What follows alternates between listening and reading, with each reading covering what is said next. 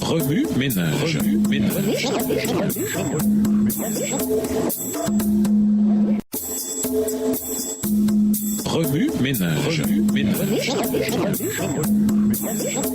Bienvenue à votre émission Remue ménage. Nous voilà à la leçon de dimanche. Intérioriser les contrastes sous la loi ou sous la grâce. Romain est organisé en plusieurs unités thématiques de grande envergure. Introduction, Romains 1, les versets 1 à 16. Condamnation universelle dès la naissance, Romains 1, verset 17 à Romains 3, verset 20. Base de la justification, Romains 3, verset 2 à Romains 5, verset 21. Sanctification, Romains 6, verset 1 à Romains 8, verset 39, etc. Romains 6 forme également sa propre unité thématique. Romains 6, les versets 1 à 10, se focalise sur le baptême, lequel représente la conversion et la participation spirituelle à la vie et à la mort de Jésus, conduisant ainsi à une mort au péché et à une marche en nouveauté de vie. Verset 4, version du second. Romains 6, versets 15 à 23, décrit la vie avant et après le baptême comme une transition où l'on passe d'esclaves du péché à des individus qui ont été affranchis du péché, devenant esclaves de la justice. Les versets 17 et 18, version Louis II.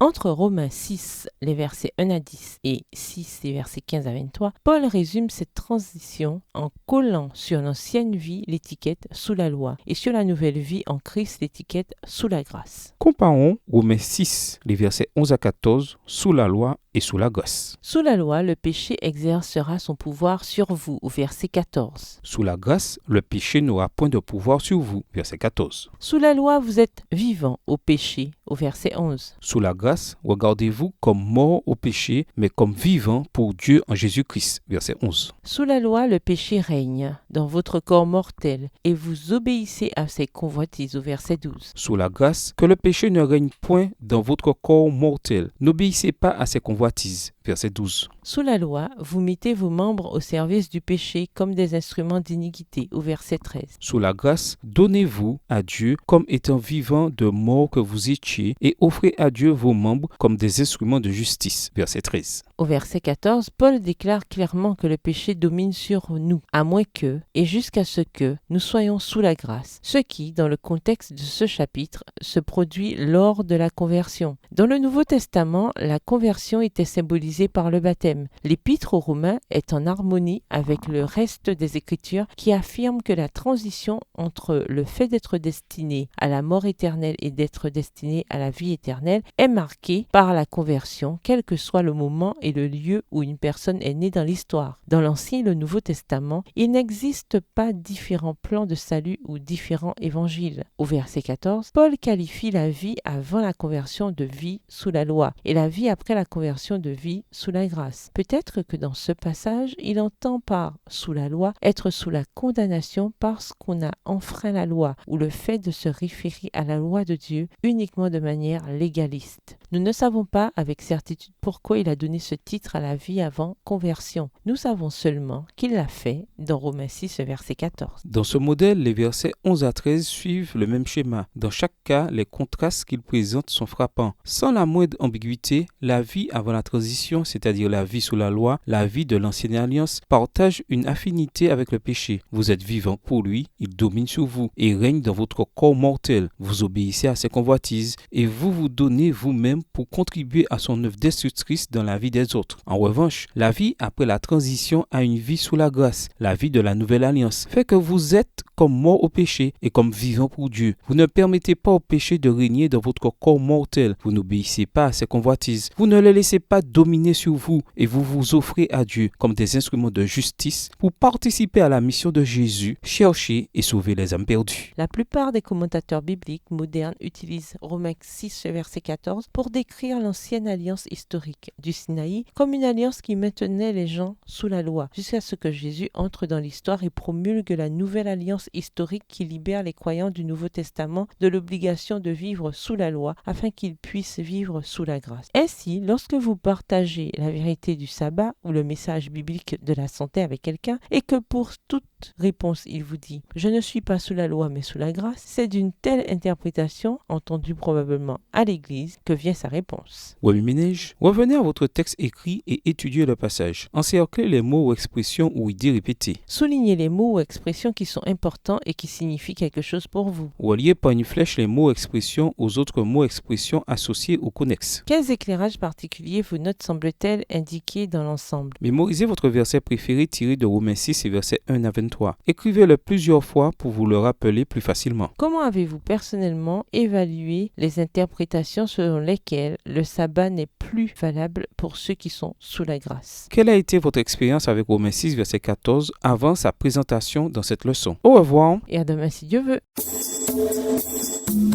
Remue ménage. Remue ménage.